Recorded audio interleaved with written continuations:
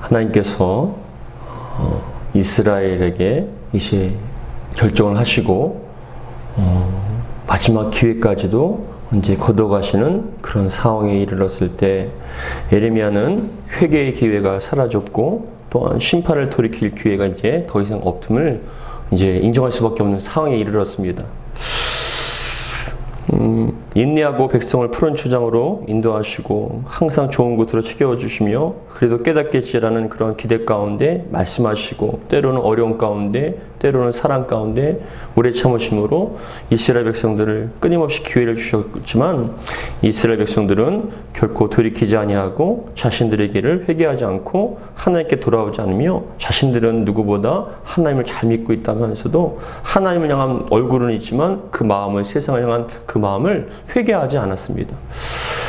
그로 말미암아 하나님께서 이제 결정을 하시고 황량한 광야 그 바벨론 땅에 이제는 그 백성들을 유배시켜버리는 그런 상황이 이르렀을 때 예레미야는 탄식을 하면서 간절한 마음을 구할 수밖에 없습니다. 그래서 17절에 보시면은 애워싸인 가운데 앉은 자여라고 얘기합니다. 이제 뭐라고 얘기하면 내 짐꾸러미를 이 땅에서 꾸리라 라고 말씀하는 건 뭐냐면 이제는 기회가 없다는 겁니다. 이제 짐을 싸서 갈 준비를 해야 된다는 것입니다.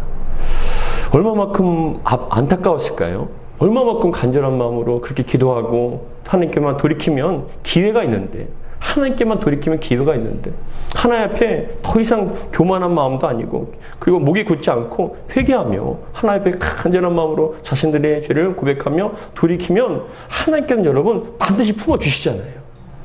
용서해 주시고 축복하는 게 목적이지 결코 망하는 게 목적이 아니거든요. 근데 하나님께서는 그렇게 간절한 마음으로 선지자를 통해서 때로는 이방 나라의 그런 어려움을 통해서 전쟁을 통해서 때로는 비를 통해서 여러 가지 상황을 통해서 그렇게 부르셨지만 백성들은 돌이키지 않았을 때 그 기회는 이제 기회는 사라져 버리고 말았습니다. 그래서 18절에 보면은 뭐라고 말씀하시냐면 여호와께서 이와 같이 말씀하시되 라고 말씀하시면서 보라 내가 이 땅에 사는 자를 이번에는 뭐라고요? 내던질 것이라. 이번에는 내가 내던질 것이라고 말씀을 합니다. 내던질 것이라고 말씀하는데 뭐냐면은 그들을 괴롭게 하여 뭐냐면 깨닫게 하리라 라고 말씀하십니다. 이번에는 내가 내던질 것이라는 건 뭐냐면 이제는 그냥 좀만 더 품어주면 좀 더 기회를 주면 내가 또 오래 참으면 더 큰 사랑을 베풀어주면은 깨닫겠지 했다가 이제는 그러한 것이 마음이 기회가 없다는 것 이제는 소용이 없다는 걸 깨닫으시고 이번에는 내가 내던질 것이라는 그런 굳은 마음으로 결심을 하셨다는 거예요. 근데 그렇게 내던지는 그런 이유가 뭐냐면 그들을 뭐라고 하냐면 괴롭게 하여 어떻게 합니까? 깨닫게 하리라 라고 말씀합니다. 괴로웠을 때 깨닫게 된다는 거예요. 저는 이 말씀을 묵상을 하면서 예전에 제가 군대 갔던 생각이 기억이 나더라고요. 군대 갈 때는 대학교 다니면서 참 편하게 생활하고 날마다 참 즐거운 시간을 보냈는데 막상 모든 것을 다 뒤로하고 머리를 깎고 주민등록증을 반납하고 군대에 들어가니까 여러분 처음으로 겪어본 세상이잖아요.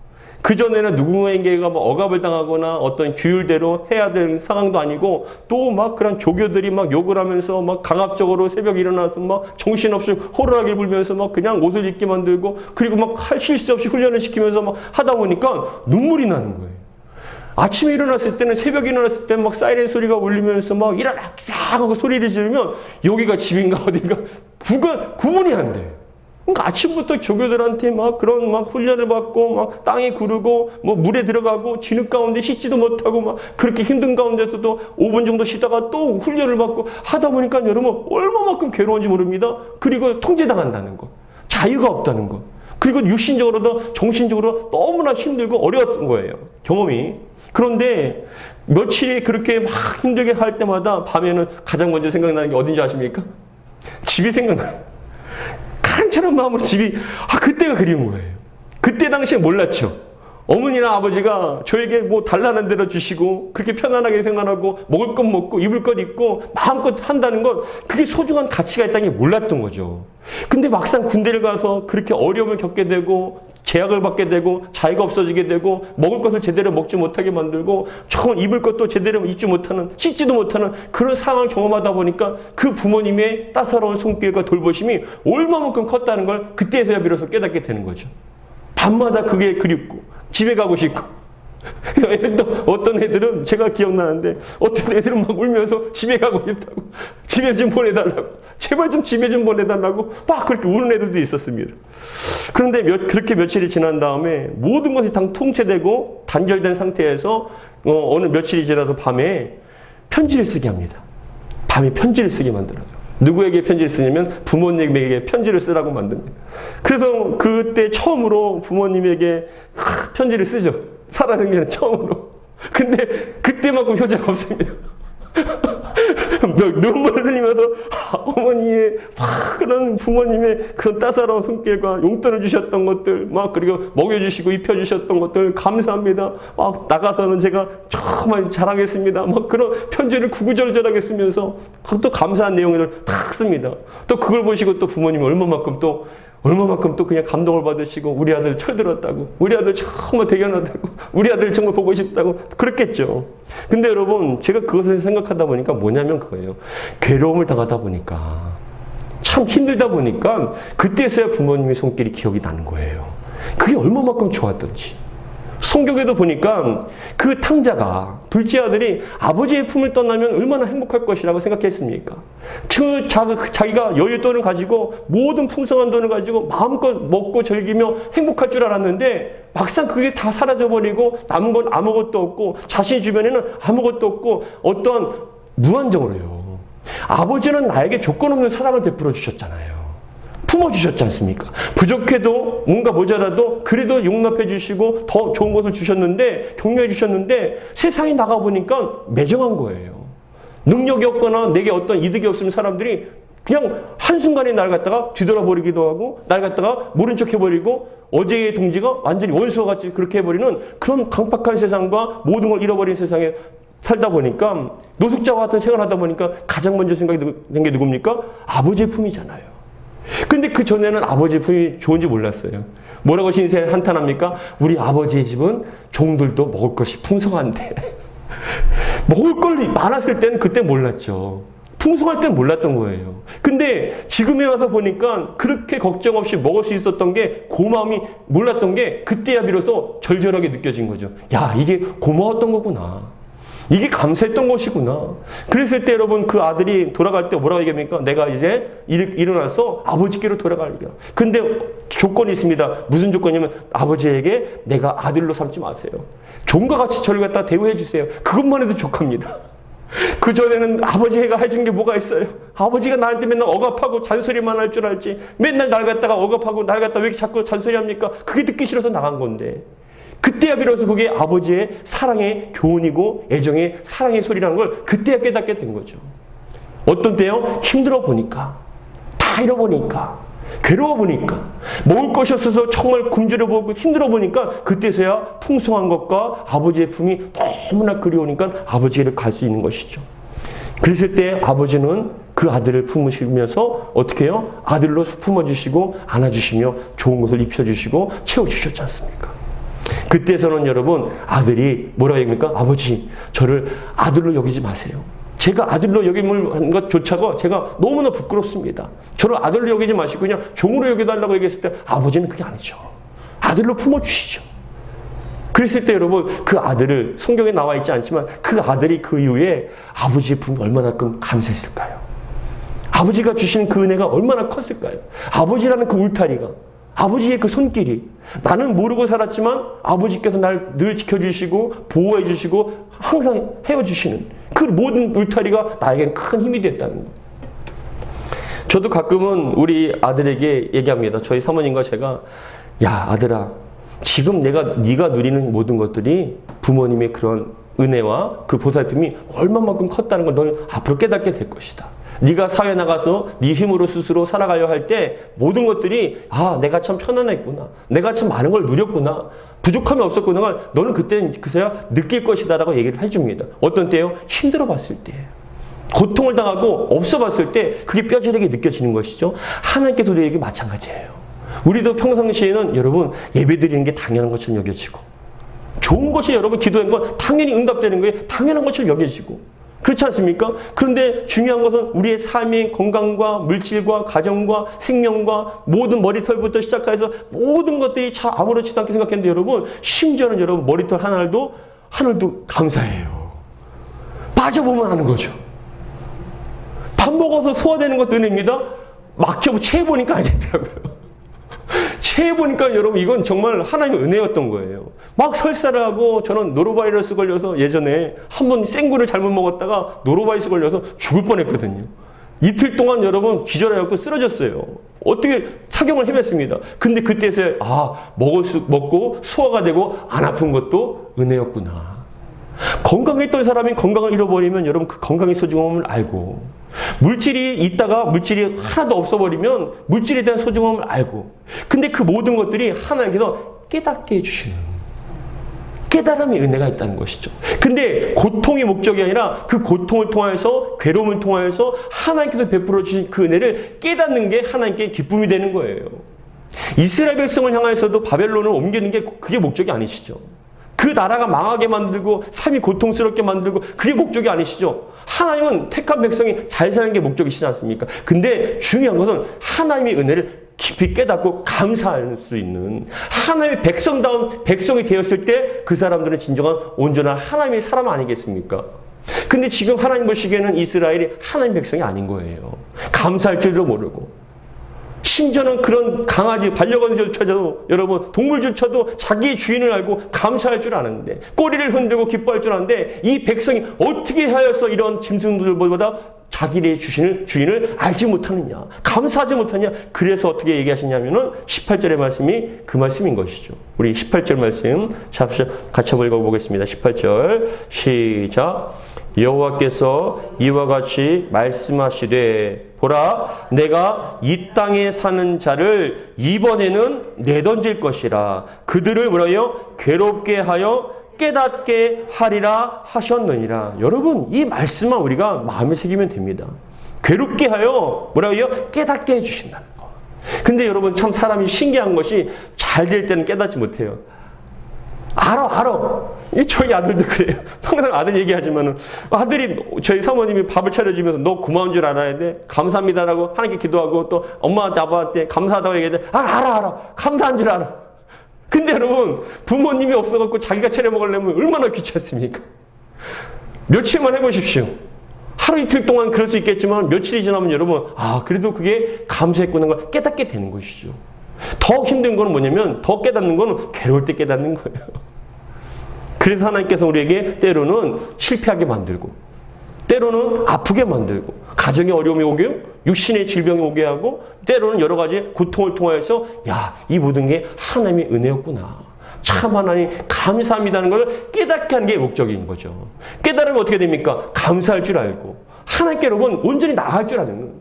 그래서 여러분, 우리가 하나님을 알고 감사하는 것이 하나님의 목적인 거예요. 우리가 그것을 잘하면 될 줄 믿습니다. 항상 제가 소요리 문답을 얘기하지만, 소요리 문답의 1문이 뭐냐면은, 사람이 제일 된 목적이 무엇인가? 인간의 존재 목적이 무엇인가라고 물었을 때 그 답은 하나님을 영화롭게 하고 즐거워하는 것. 그것이 우리 인간의 본분이고 목적이라는 거예요. 근데 여러분, 지금 이 세상은, 우리는 말할 것도 없고, 세상은 하나님에 대해서 감사하지 않지 않습니까? 다 대적하게 만들고, 이 세상을 존재하게 하시는 하나님에 대해서 없다라고 얘기를 하는 거.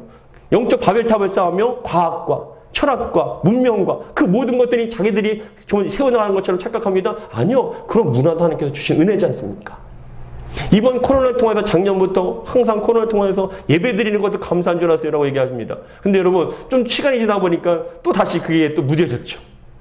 아마 더 어려움이 생기면 더 그것을 깨닫게 하고, 마치 가만히 있다가 뜨거운 걸 맞으면 깜짝 놀라듯이 뜨거워 할 것처럼 하나님의 은혜를 괴로움을 통해서 깨닫게 해주시는 거예요. 그때 다시 한번 그 큰 은혜와 사랑에 무뎌졌던 마음들이 다시 한번 하나님께 감사할 수 있는, 깨어서 하나님 앞에 영광을 돌릴 수 있는 그런 마음으로 바뀌어진다는 것이죠. 그래서 여러분들에게 하나님께서는 끊임없이, 저에게도 끊임없이 어려움을 주셔요. 왜요? 우리는 본질적으로 타락한 인간이기 때문에 감사를 또 몰라요. 감사합니다. 저도 마찬가지입니다. 이등병 때 해서 잘해서 외박을 나갔어요. 1박 2일로 외박을 나갔는데 집에 가게 됐거든요. 그런 다음에 또 2박 3일을 가는데 저희 어머니가 문 밖에서부터 뭐 제가 어머니 하니까 문 밖에서부터 맨발로 뛰어나오시더라고요. 그때 그냥 또 어머니 막 안으면서 울면서 막 해주신 음식도 맛있게 먹고 감사합니다, 감사한데 여러분 맨 처음엔 그러다가 2등병 때, 1병 때 나가고 3병 때 나가고 이제 또 병장 되다 보니까 오지 마세요. 귀찮게 뭘 와요. 나가면 잘하겠습니다. 내가 나가면 또 이거 용돈이나 좀 주세요. 바뀌어지는 거예요. 그러다 또 어려움이 당하게 되고 삶 속에 고난을 당하게 되면 또 그때서는 또 깨닫게 되겠죠. 그게 여러분 인간의 본성이고 모습이라는 것이죠. 그렇기 때문에 하나님께 우리는 우리에게 항상 평탄하고 평안한 삶을 주시면 감사하겠지만 하나님께서는 우리의 목적이 있으셔서 어떻게 해요? 깨어서 괴로움을 통하여 깨닫게 하시는 거죠. 가정도 하나님께서 지켜주셔야 되는구나. 교회도 하나님께서 지켜주셔야 되는구나. 우리의 삶도 하나님의 보호 안에 울타리 안에 우리가 자유할 수 있고 기뻐할 수 있고 평안할 수 있었구나 하는 걸 그때서야 또 깨닫고 하나님께 다시 한번 회개하고 돌이켰을 때 하나님께서는 그 영광을 받으시고 또 우리를 지켜주신 거예요. 결코 우리는 버린 적이 없으십니다. 그러나 때로는 일시적으로 한시적으로 어떻게 해요? 17절의 말씀처럼 앉은 자여 내 짐 꾸러미를 이 땅에서 꾸리라. 이제 너는 고향을 떠나야 된다. 그렇게 떠나봐야 여기가 좋은 줄 알지.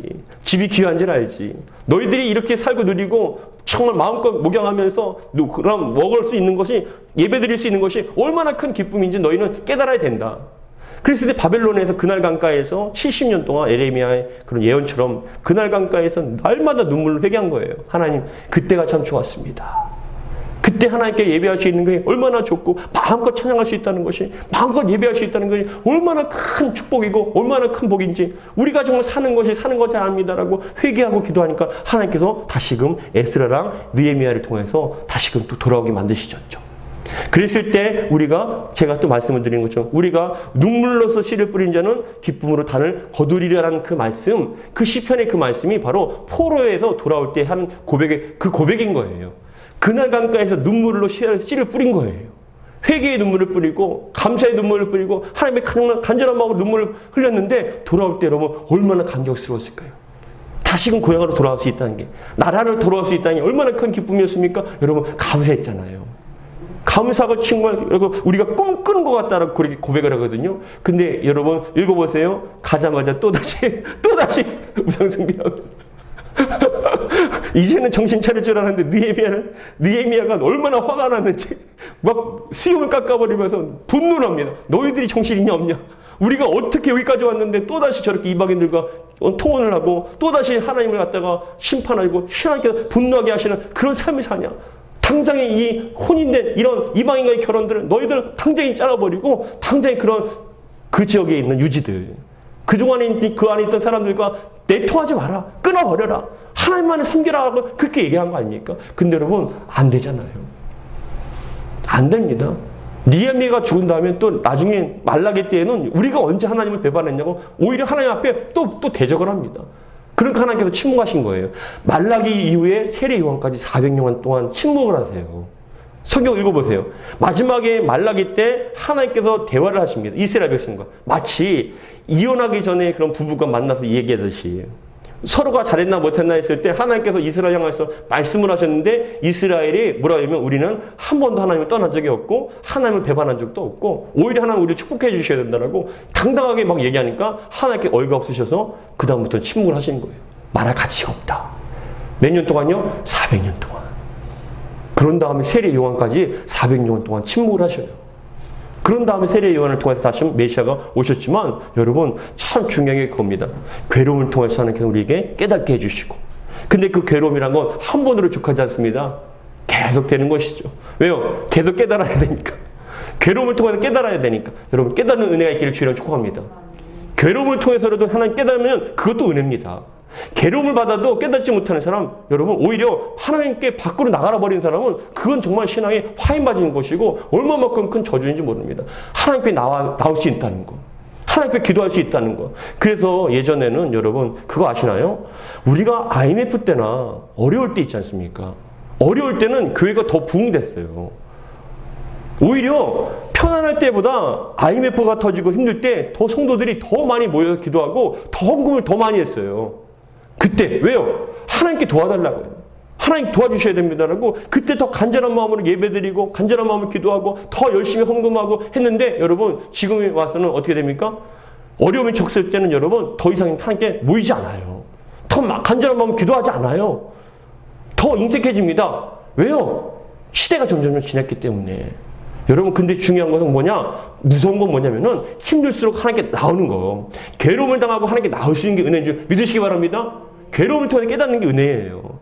근데 그 괴로움을 향해서 원망하고 나가버리면 그건 소망이 없는 거예요. 하나님께서는 이 말씀을 통해서 우리에게 괴로움을 통해서 깨닫게 하시고 하나님께 더 중심으로 하나님 품으로 더 돌아오기를 원하신 거예요.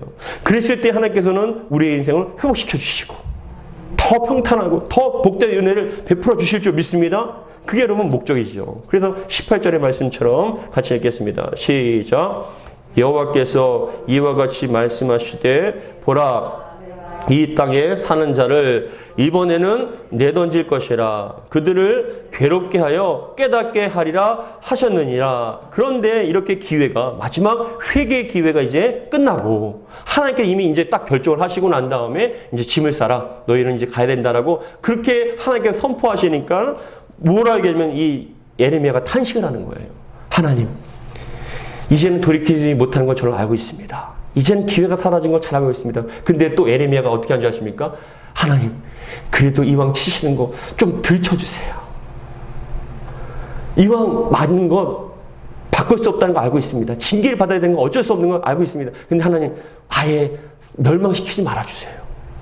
우리 민족을 아예 사라지게 하지 말아주세요.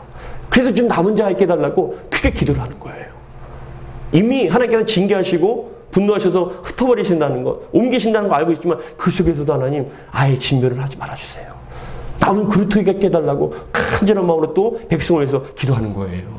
여러분 이게 선지자의 사명이에요. 저와 여러분들의 사명이에요.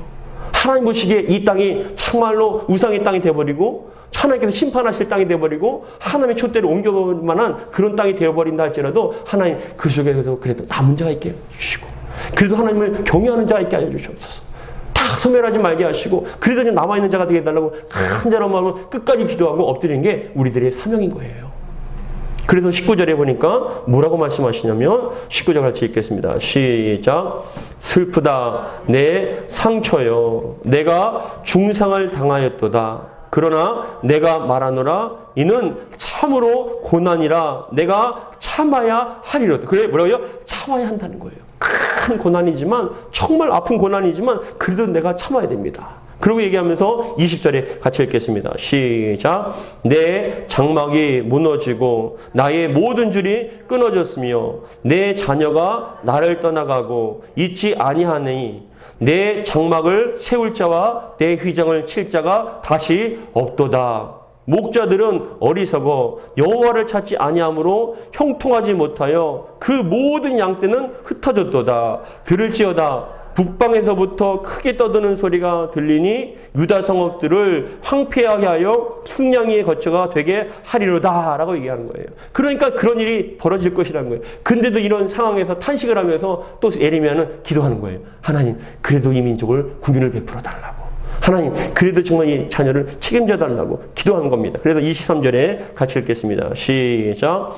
여호와여 내가 알거니와 사람의 길이 자신에게 있지 아니하니 걸음을 지도함이 걷는 자에게 있지 아니하나이다. 이게 뭐냐면 내가 걷는 게 아니라 하나님께 이끌어 주시는 것입니다.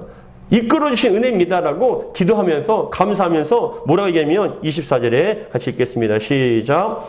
여호와여 나를 징계하옵시되 뭐라요? 너그러이 하시고 진노로 하지 마옵소서. 주께서 내가 없어지게 하실까 두려워하나이다. 그죠? 너무나 두려운 거예요. 왜요? 사람이 치는 게 아니에요. 사람이 치는 건 한계가 있지만 하나님께 주시면 여러분 그건 극복할 수 있는 게 아니에요. 우리도 마찬가지입니다. 우리가 사람을 두려워할 것이 아니라 하나님을 두려워해야 돼요. 하나님께서 그 촛대를 옮겨버리시면요 그 민족엔 소망이 없고 그 교회와 가정엔 소망이 없는 거예요. 에베소서 교회를 향해서 말씀하셨을 때도 너희가 첫사랑을 회복하라. 그리하자면 촛대를 옮겨버리라고 얘기했습니다. 여러분, 하나님께 결정하시면 그게 막을 수 있는 게 아니에요. 나라가 오는 거죠, 아십니까? 나라 때문에, 그 나라 때문에 멸망하는 게 아니에요. 하나님 그 도구라는 것을, 그 나라라는 도구를 통해서 우리를 치시는 거예요. 자연재해가 문제가 아니에요. 그것을 통해서 나라가 힘들어지게 만드신 거예요. 모든 것은 우연이 없습니다. 하나님께서 허락하시는 가운데 일어나는 일들이에요. 근데 하나님 모시고 우리가 합당하면 이길 수 있는 방법이 있는 거예요. 감당할 수가 있다는 거예요. 근데 뭐냐? 하나님께서 이미 치시기로 결정하셨고 진노하셨기 때문에 뭐라고 얘기하냐면 하나님 마치요. 우리 자녀들이 어머니한테 아버지한테 매를 맞습니다. 손대 하면은 손을 내밀면서 뭐라고 얘기합니까? 살살. 살살. 너 몇 대 맞을 거야? 하면 제가 지금도 기억나요. 저희 아들한테 딸한테 너 몇 대 맞을 거야? 그러면 아들은요, 딸은요 몇 대라고 얘기를 합니다. 근데 우리 아들은 뭐라 하냐면 누나가 5대 맞는 걸 알고 자기는 아빠 잘못했어요. 한 대만요. 한 대만요. 근데 여러분 그게 뭐가 또 귀엽잖아요. 그래서 또 한 대를 또 딱 손을 치지만 근데 중요한 건 뭐냐면은 궁율 속에서 진노를 하지 말아달라는 거예요. 하나님 그래도 좀 그 속에서 궁율을 베풀어 주셔서 좀 숨 쉴 수 있게끔 좀 만들어 달라고 간절한 마음으로 기도하는 겁니다. 왜냐? 에레미야도 알고 있어요. 이스라엘에게 소망이 없던 거 알고 있습니다. 근데 같은 민족이잖아요. 같은 백성 아닙니까? 더 나아가서 하나님의 거룩하고 위대한 민족이 타락했다는 게 더 큰 슬픔 아닙니까? 여러분 그거예요. 교회가 지금 여러분 무너진다고 해서 여러분 탄식하고 손가락질 할 게 아니에요. 너무나 세속화가 되고 교회가 예전 같지 않다라고 여러분 목회자들 그리고 성령님들도 교회 향해서 그럴 수 있죠. 그게 목적이 돼서는 안 돼요. 어떻게 교회가 저렇게 됐는가? 너무 세상보다 더 그렇게 됐다. 그거에 대해서 여러분 힐난하고 비난할 것뿐만 아니라 그 속에 주님께 기도해야 되는 거예요. 하나님 그래도 교회가 회복되게 하여 주옵소서. 초대교회 같이 정말 사도 베드로가 얘기했습니다. 내게 은과 금은 없을지라도 나사렛 예수 그리스도 이름으로 명하노니 너희는 일어나 걸을지어다. 교회의 능력은 돈이 아니잖아요. 교회 여러분, 교회의 능력은 숫자가 아닙니다. 거룩의 능력이에요. 얼마만큼 세상과 구별됐는가? 얼마만큼 세속적이지 않고 구별된 거룩한 모습인가? 거기에 교회의 능력이 있는 거예요. 지금도 기억이 납니다. 마룻바닥과 같은 교회 가운데 그 허물어져가는 가난한 그 속에 여러분 기도하는 사람, 간절한 마음을 사람, 정말 주님의 뜻대로 살려고 몸부림치며 눈물을 흘리며 밤새도록 기도했던 그때가 여러분 능력이 있는 거예요. 그때 귀신이 쫓아나오고요. 그때 기도했을 때 영혼들이 회복되고요. 그때 하나님께서 축복해 주시는 거예요. 근데 지금의 우리는 모습은 많은 것이 갖춰진다 할지라도 기도가 점점 죽어지고 시간이 죽어지고 하나님 향한 마음이 사라졌을 때 우린 그거에 대해서 비난하면 너희는 그럴 수밖에 너 왜 그러냐? 그게 아니에요. 에레미야와 같이 주여 이 속에서도 하나님께 궁유를 베풀어 주시고 다시 우리 교회가 잃어버렸던 그런 부흥이 다시금 회복하게 달라고 간절한 마음으로 선지자와 같이 에레미야와 같이 눈물로 기도하고 간구할 때 하나님께서는 그 속에 또 은혜를 베풀어 주실 수 있는 거 아니겠습니까?